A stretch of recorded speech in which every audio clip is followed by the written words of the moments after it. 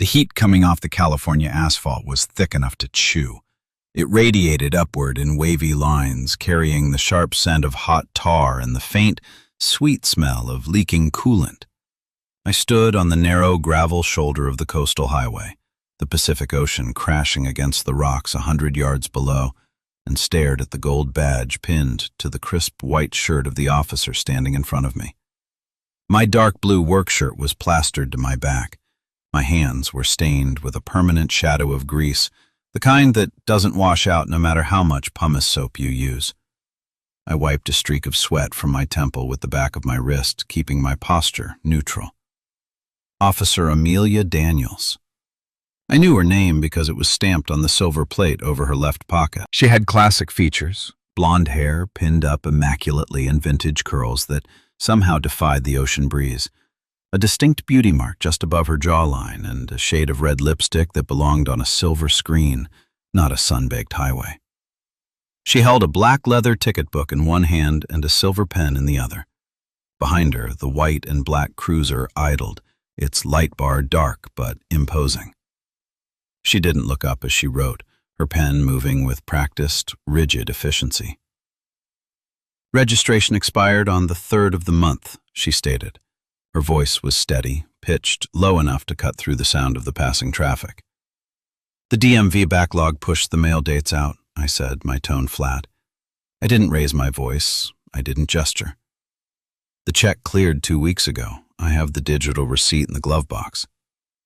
"A digital receipt is not a valid display of registration under Section 4000A, she replied, tearing the yellow slip from the book with a sharp flick of her wrist. She finally looked up, handing the paper toward me.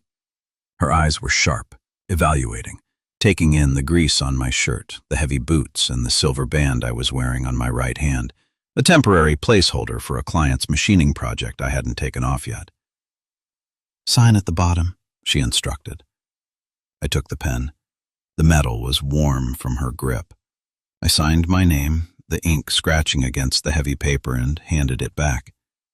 She folded the copy, slipped it into her pocket, and looked at me for a second longer than a standard traffic stop required. The wind caught a loose curl near her cheek. She didn't brush it away. "Drive safe, Mr. Fox," she said, her tone shifting slightly, losing a fraction of its bureaucratic edge. Then she added, almost under her breath, but loud enough for the highway noise to carry it to me. "If you weren't married, I'd ask for your number." She turned on her heel and walked back to the cruiser before I could process the sentence. I looked down at the silver lug nut ring on my right hand. Not a wedding band. Not even the correct hand. I looked back up, watching the cruiser pull into the lane and merge into the northbound traffic. The taillights flared once, then vanished around the bend. That was the problem with assumptions. They left you standing on the side of the road with a fine you didn't owe and a conversation that ended before it began.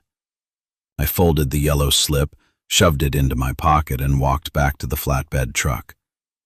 The day was just starting, and I had a 1965 Shelby chassis waiting at the shop that needed my attention far more than an erroneous piece of municipal paperwork. The grinding wheel threw a spark shower against the concrete wall of the shop. I leaned into the heavy steel frame of the Shelby, feeling the vibration of the grinder travel up my forearms. The noise was absolute, drowning out the street traffic of the industrial park and the low hum of the massive garage fans. I eased off the trigger. The high-pitched whine spun down into a heavy mechanical silence. I pulled off my safety glasses and wiped the grit from my eyes. "Ryder!" Marco called out from the front office doorway. He was holding a stack of clipboards, looking stressed. "We have a problem out front. Hayes's people are back." I set the grinder down on the workbench. I didn't sigh. I just grabbed a rag, wiped the excess metal dust from my hands, and walked toward the bay doors. Councilman Hayes ran the local zoning and community transit board. He also had a silent financial stake in Pacific Towing, the company that had a monopoly on the county's municipal contracts. For the past month, His trucks had been circling my block like vultures, looking for any vehicle parked a millimeter over the red line, or any client car missing a front plate, slapping them with immediate impound stickers. It was a squeeze. Hayes wanted the industrial lot for a new development, and driving the independent shops into the red via predatory towing was his chosen method. I stepped out into the California glare. A flatbed tow truck with the Pacific Towing logo was backed up to a pristine 1970 Chevelle belonging to Mrs. Gable, one of my oldest clients. The tow operator, a guy named Vince who chewed on matchsticks, was already hooking the J-chains to the front suspension. "Drop it, Vince," I said. I kept my hands in my pockets. I didn't step aggressively into his space. I just stood at the edge of the driveway, establishing the line. Vince looked back, smirking around the splintered wood in his teeth. "Can't do it, Fox. Code 11A. Vehicle is protruding into the municipal right-of-way. It's a hazard." I looked at the Chevelle's rear tires. They were exactly 6 inches inside the painted white line of my property boundary. "The municipal code defines the right-of-way from the curb face, not the asphalt seam," I said, my voice quiet but carrying clearly. "You measure from the concrete.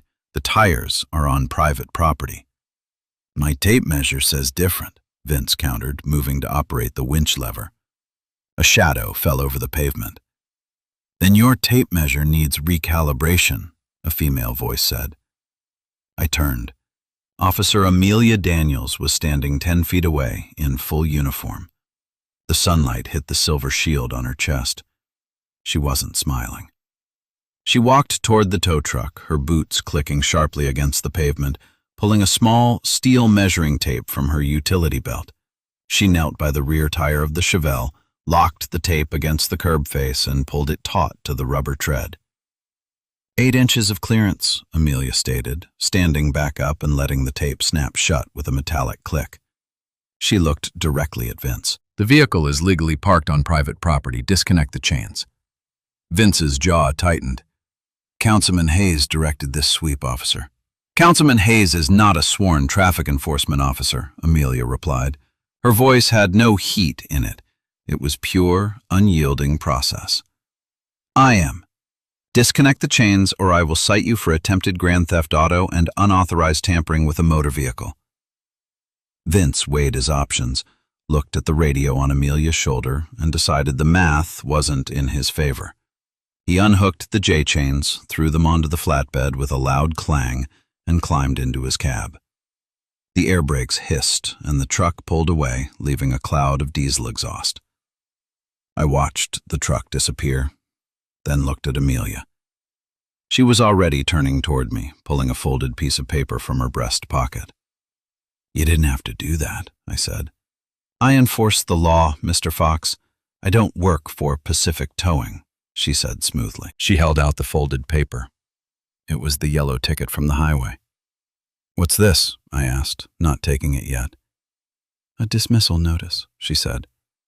She looked at my right hand. The silver machining ring was gone. "I pulled the DMV database manually when I got back to the precinct. The system lag caused the error. Your registration is current. I voided the citation." I took the paper. Our fingers didn't brush. I made sure of it. "You drove all the way out here off your regular route to hand-deliver a voided ticket?" She held my gaze.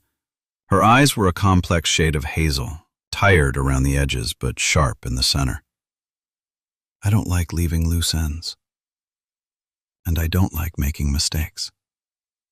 "Neither do I," I said. I folded the paper and put it in my shirt pocket. "Thank you, officer." "It's Amelia," she corrected quietly. "When I'm not writing tickets." "Ryder," I replied. I nodded toward the Chevelle. "And for the record, I'm not married." The ring was a threaded spacer for a steering column. I was testing the fit. A tiny, almost imperceptible shift happened in her posture. The rigid, uniformed stance softened by a fraction of an inch. A small, dry smile touched the corner of her red lips. "Noted, Ryder," she said. She turned and walked back to her cruiser parked at the end of the block. I stood in the driveway and watched her go, the heavy heat of the afternoon suddenly feeling a lot more complicated. The shop was quiet at 9 p.m. The only sound was the rhythmic ticking of the metal exhaust pipes cooling down on a restored Bronco and the low hum of the old refrigerator in the corner office. I was deep under the hood of a classic Porsche, holding a torque wrench, completely focused on the tension of the cylinder head bolts. The heavy metal door of the shop groaned open. I stopped my movement, leaving the wrench engaged on the bolt. I stood up, wiping my hands on a shop rag. Amelia stood in the doorway. She was out of uniform, wearing dark jeans, a simple gray sweater, and a leather jacket. She looked exhausted. The confident posture from the driveway was gone, replaced by a tight defensive tension in her shoulders. "We're closed," I said, my voice low in the empty space. "I know," she said, stepping inside and letting the heavy door click shut behind her. I didn't know where else to go. I tossed the rag onto the workbench and walked toward her. I didn't ask questions. I didn't offer empty platitudes. I just looked at her, reading the environmental cues. Her hands were shoved deep into her jacket pockets. Her breathing was slightly elevated. "What happened?" I asked. She let out a shaky exhale. "Hayes. He didn't like that I overruled his tow truck today. He made a call to the precinct captain." She looked away, focusing on a stack of tires against the wall. "They served me with a formal notice of internal review. Insubordination and interference with municipal contracting. And Pacific Towing just tagged my personal car outside my apartment for a fictitious parking violation." I felt a cold, hard knot form in my stomach. It wasn't anger. It was the immediate, tactical recognition of a threat. They were targeting her logistics to break her morale. "Where's your car now?" I asked. "Parked 3 blocks away. I moved it, but they're hunting it. If they impound it, I can't make shift tomorrow. If I miss shift during an internal review, they suspend me." "Bring it here," I said immediately. She looked at me surprised. "Ryder, if I park it here, Hayes will target your shop even harder." "He's already targeting my shop," I said, stating the plain truth. "My perimeter gate is heavy steel, and it locks from the inside. They can't tow what they can't access without a warrant. Bring the car." She hesitated, her pride wrestling with the practical reality of the situation. "I don't want to drag you into my departmental politics." "You already stood in my driveway and enforced the law against them," I pointed out. I walked over to the main keypad and hit the button to roll up the primary bay door. The metal rattled loudly as it rose. "Go get your car. I'll leave the door open." 10 minutes later, her dark blue sedan rolled into the shop. I hit the button and the heavy door slammed down, sealing us inside. The sudden silence in the cavernous room was profound. The external chaos, the towing trucks, the corrupt councilmen, the precinct politics, was physically blocked out by cinder block and steel. She stepped out of the car. In the harsh fluorescent light of the garage, the fatigue on her face was clear. "Keys," I said, holding out my hand. She frowned, confused, but dropped the keys into my palm. "Go to the office," I told her, gesturing to the small glass-walled room in the corner. "There's a space heater under the desk. Turn it on. The coffee pot is fresh." "What are you doing?" she asked. "Your left front headlight is out," I said, walking toward my tool chest. "If you drive to the precinct tomorrow with a dead bulb, Hayes' traffic division will pull you over and cite you, giving them more paper for your review." "I'm fixing it." I didn't wait for her to argue. I pulled the exact Phillips screwdriver I needed and walked to the front of her sedan. Out of the corner of my eye, I saw her stand there for a moment, watching me. Then silently, she walked into the office. The replacement process took 12 minutes. I removed the housing, swapped the halogen bulb, checked the wiring harness for corrosion, and reseated the assembly with precise torque. It was a simple, mechanical task, but it was an action that created a measurable boundary of safety for her. When I finished, I wiped my hands and walked into the office.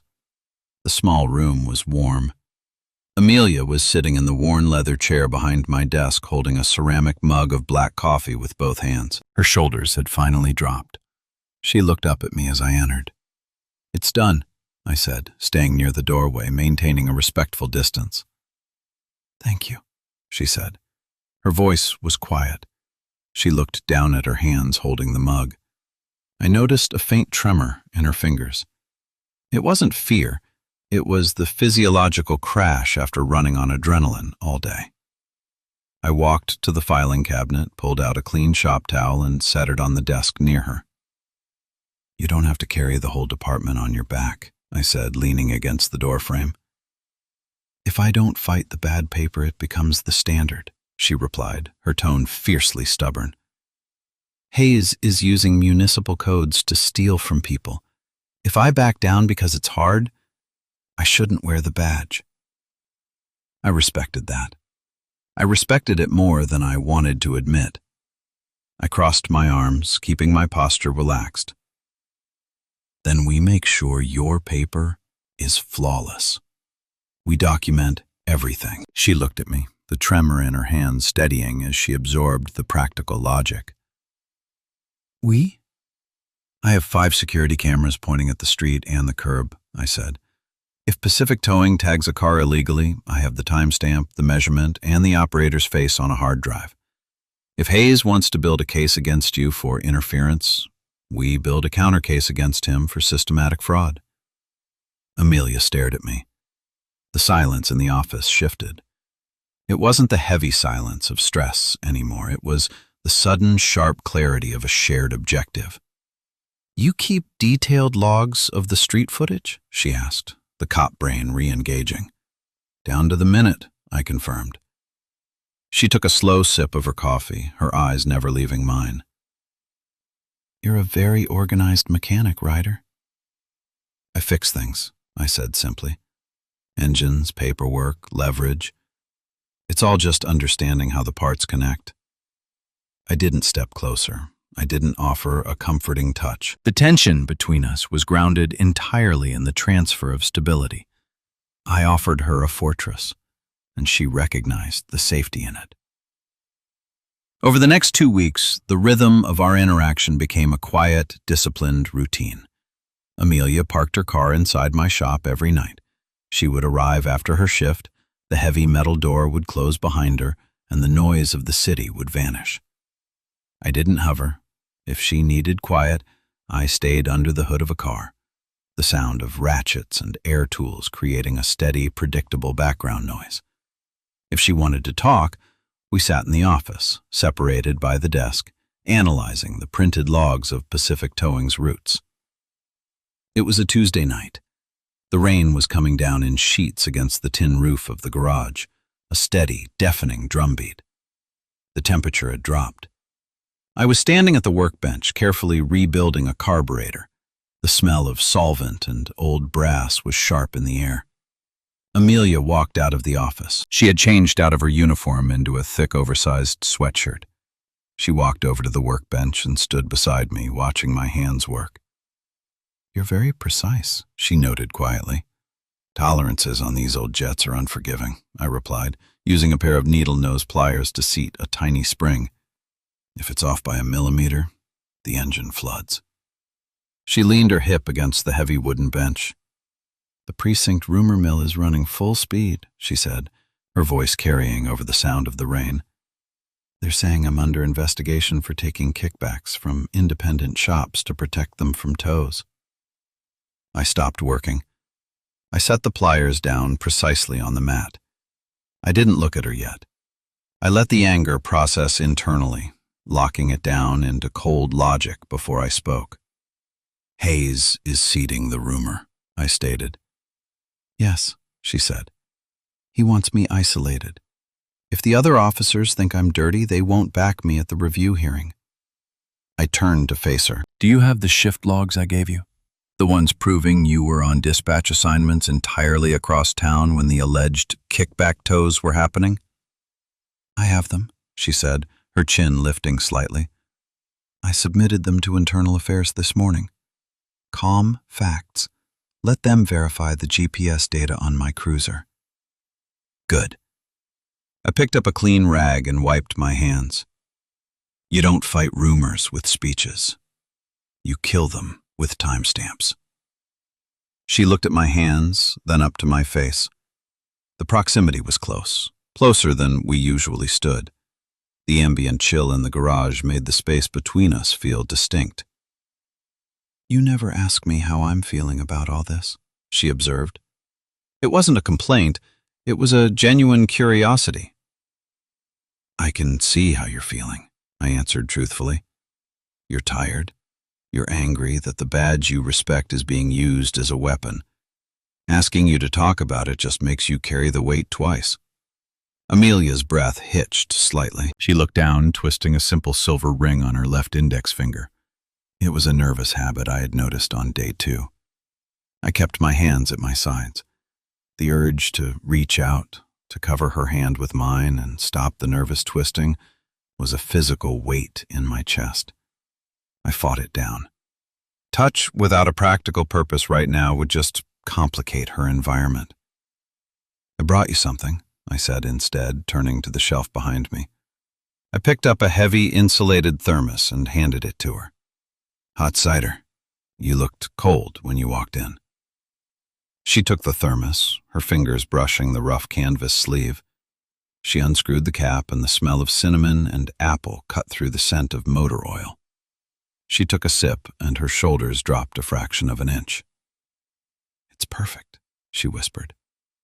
The physical act of providing warmth, a controlled, safe action, acted as a shield against the damp cold of the garage and the bureaucratic cold of her day. The midpoint shifted on a Thursday afternoon. The sky was a hard, cloudless blue. I was under the lift, checking the suspension geometry on a restored truck when Marco yelled from the front office, "Ryder, we got paper!" I rolled out from under the lift, wiped my hands, and walked to the front.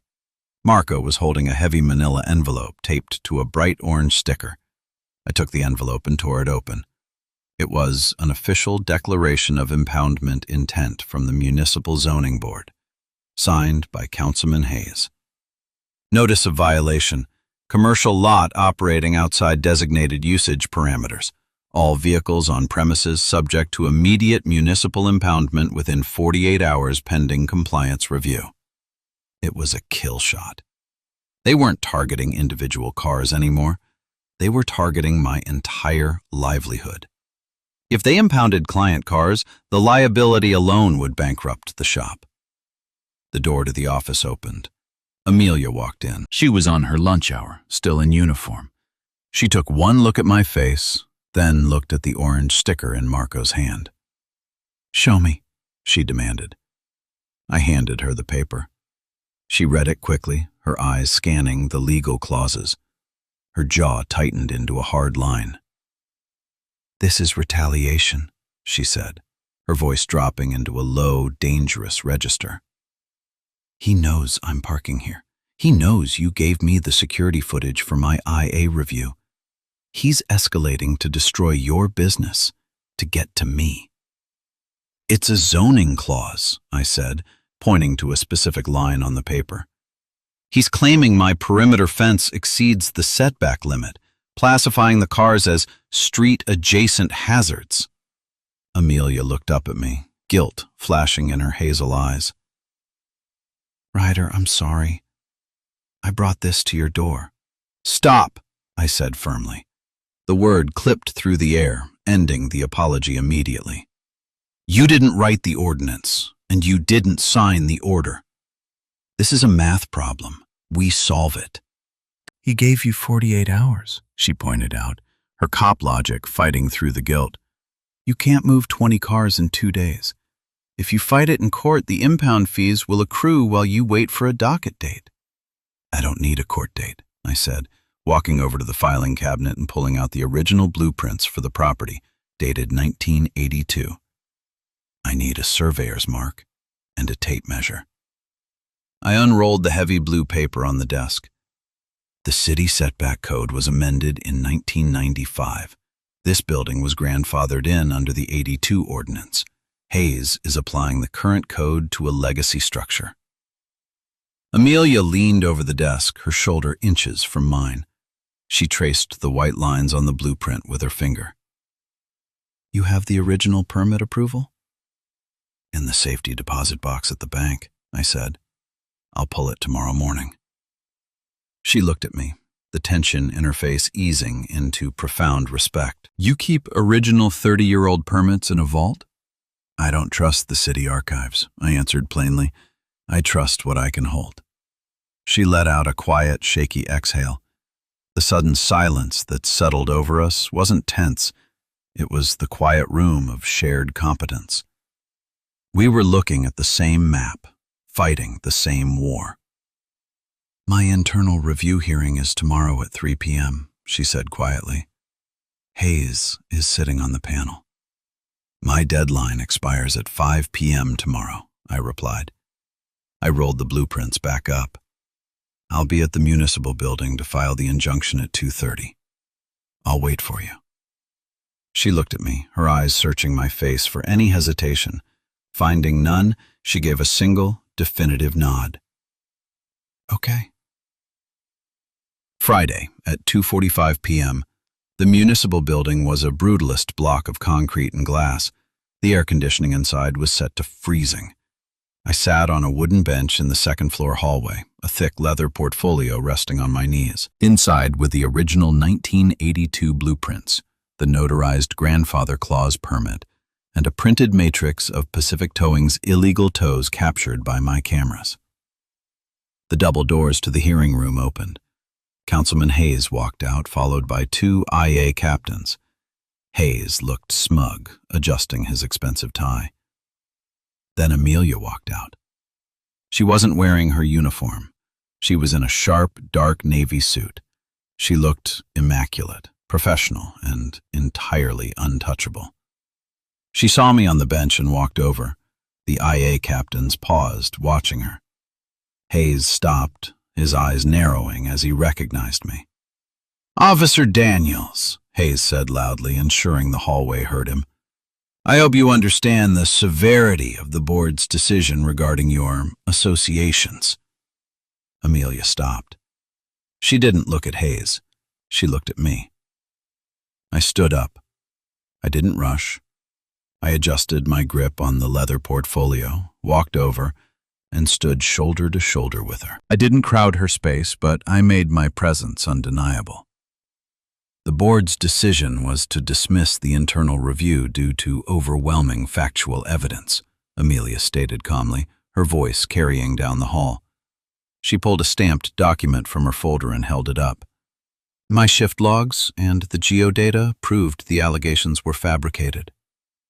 Hayes's face flushed. You're still on thin ice, Daniels. And Mr. Fox, he pivoted his anger toward me. Your lot is being cleared at 5:01 p.m. today. No, it isn't, I said. My voice was flat, devoid of emotion. I opened the portfolio and handed him a copy of the 1982 permit stamped with the city clerk's seal from 10 minutes ago.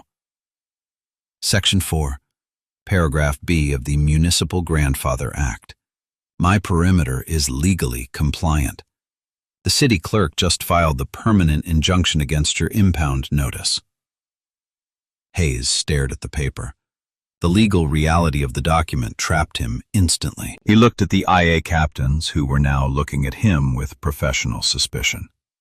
If Pacific Towing sets one tire on my property, I continued, lowering my voice so only he could hear the absolute certainty in it, I will file a federal racketeering lawsuit using the time-stamped security footage of your trucks performing unauthorized tows on private property over the last 6 months.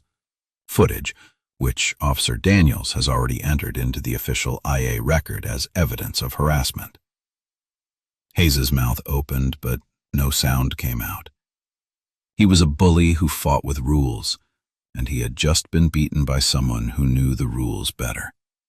He shoved the paper back at me, turned, and walked toward the elevators without a word. The hallway went quiet. The IA captains exchanged a look, nodded respectfully to Amelia, and walked away. Amelia and I stood alone in the corridor. The heavy, oppressive weight of the last month vanished. "You filed the footage," I said, looking at her. "I attached it to my defense packet," she confirmed, a fierce pride in her eyes. "I proved the towing company was acting illegally, which proved their accusations against me were retaliatory. We burned his leverage." She turned fully toward me. The professional armor she wore so perfectly suddenly seemed unnecessary. "You came," she said softly. "I told you I would." "You risked your shop to give me the footage," she pointed out. "I protected my shop by ending the threat," I corrected. "And I protected you." She looked down at the leather portfolio in my hands, then reached out.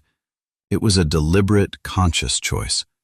She didn't grab my arm or lean into me. She simply slid her hand into mine. Her fingers were cool from the air conditioning, but her grip was absolute. It wasn't a spark. It was the heavy, grounding sensation of a steel anchor hitting the ocean floor. The tremor in her hands was gone. The world stopped spinning. I tightened my grip, locking the connection in place. I looked down at our joined hands, then up to her face. "Let's go home," I said. The sun was setting over the Pacific, painting the sky in bruised shades of purple and orange by the time we got back to the shop. The heavy bay doors were rolled up, letting the cool evening breeze sweep out the smell of oil and solvent. I was standing by the workbench, logging the final paperwork into the filing cabinet. The threat was closed. The shop was safe. Her badge was secure. Amelia walked out of the office. She had taken off the suit jacket and rolled up the sleeves of her white blouse.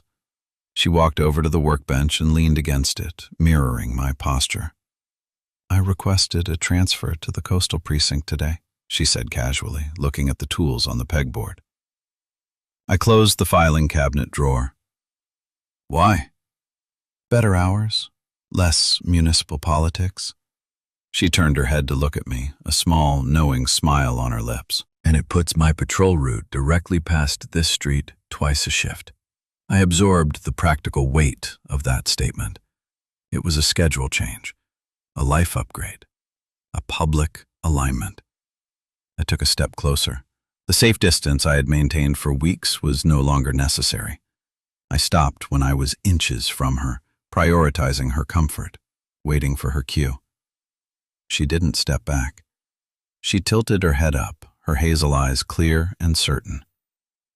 "You didn't fix my problems for me, Ryder," she said quietly. "You just made it so I could fight them without looking over my shoulder."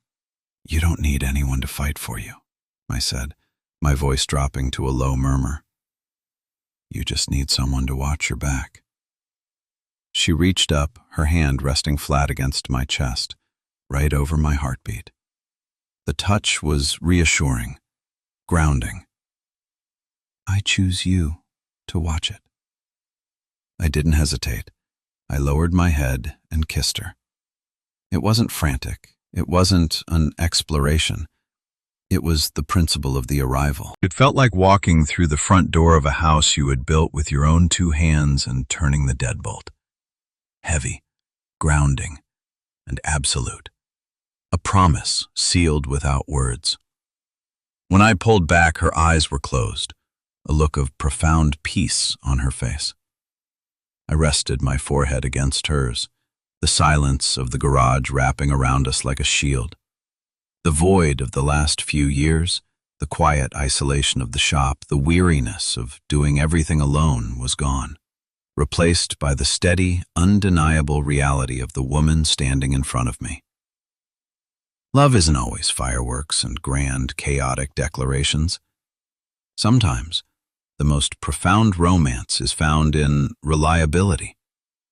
I learned that true safety in a relationship doesn't come from someone solving all your problems, but from someone standing beside you, holding the line, and making sure you never have to fight alone. Real love is consistency. Please like and subscribe so we can share more stories like this.